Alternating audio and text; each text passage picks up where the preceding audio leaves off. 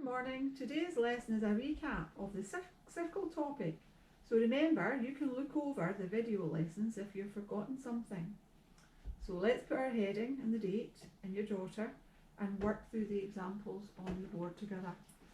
Now on the board you can see for any circle, C equals pi d, and if we wanted to find the diameter, we could use the formula d equals c over pi.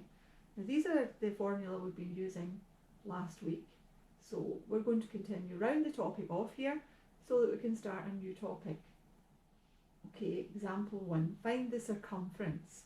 So 1a, if we look at this here, as before, to use the formula c equals pi d, we need the diameter. So you should be asking yourself, do I have the diameter? And yes, you do. So it's straightforward. We're going to put down our formula, c equals pi d. C equals 3.14 for pi, times the diameter 4.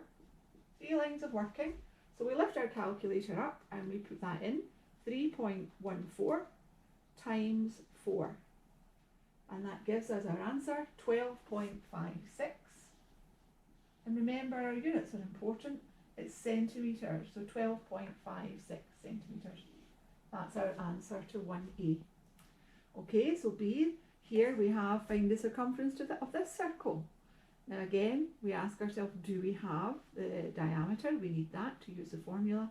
And here we do not have the diameter, we have the radius. So I'm going to write down R equals 34 millimetres. We can work out the diameter.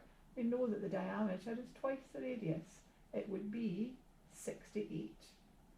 So the diameter, 68 millimetres. Now we're in business. Our formula, C equals pi d. 3 lines of working. C is equal to 3.14 times 68 times the diameter. C is equal to, again lift your calculator, 3.14 times 68. And that gives us 213.52. So 213.52, and it's millimetres this time. So millimetres. Now number 2, find the diameter this time when we know the circumference. So this time we would use this formula and we put our formula down, d equals c over pi. D is equal to, in our circumference, 125.6. 125.6 divided by 3.14.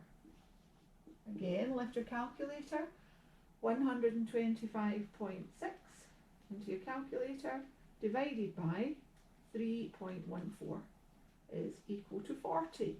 So the diameter is 40 and the units are centimetres, 40 centimetres.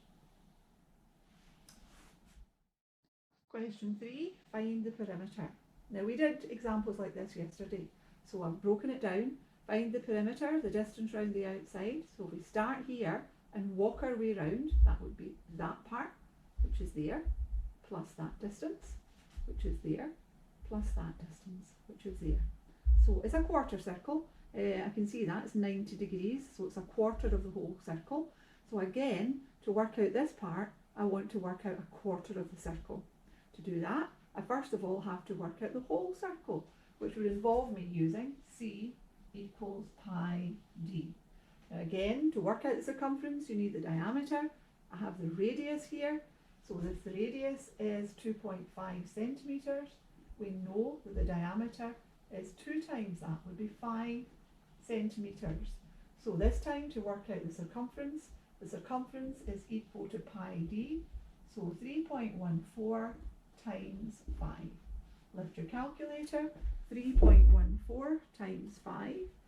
3.14 times 5 is equal to 15.7. So 15.7 centimetres. Again, that's the circumference for the whole circle. We want a quarter of a circle. So quarter circle would be 15.7 divided by 4. So let's do that in our calculator. 15.7 divided by 4 is equal to Now that gives me 3.925. 3.925 centimetres. Right, back to our drawing then. That's our quarter circle, 3.925 to there. So 3.925 plus this part, which is 2.5. And this is also a radius, so it's 2.5.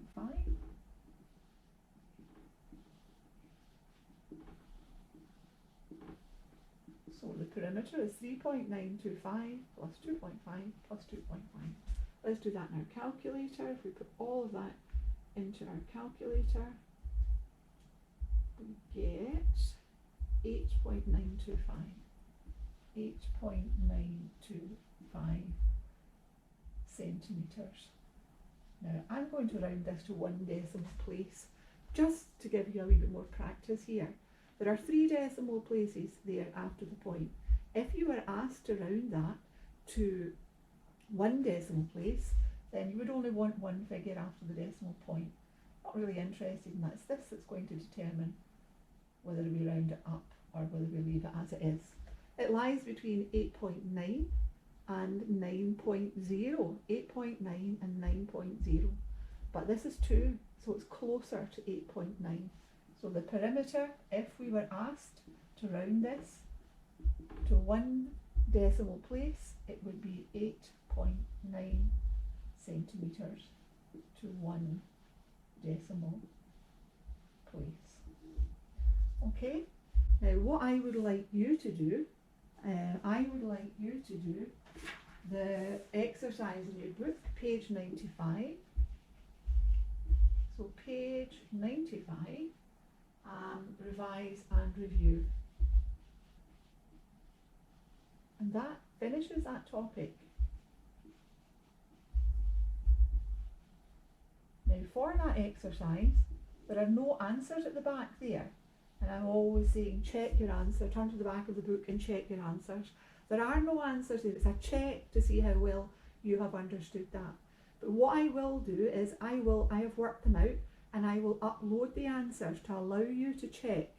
It's really important that you don't just finish the exercise and assume everything is correct. I will upload the answers and all my solutions to see where the answers come from, and you can check your work against that. When you've got it right, that's absolutely correct. That's great, just put a tick and we'll move on. What I would like you to do is note what you cannot do so that we can try and put it right, and you can communicate with me and we'll try and put it right together. Okay, that's the end of that topic. Thank you very much. Bye-bye.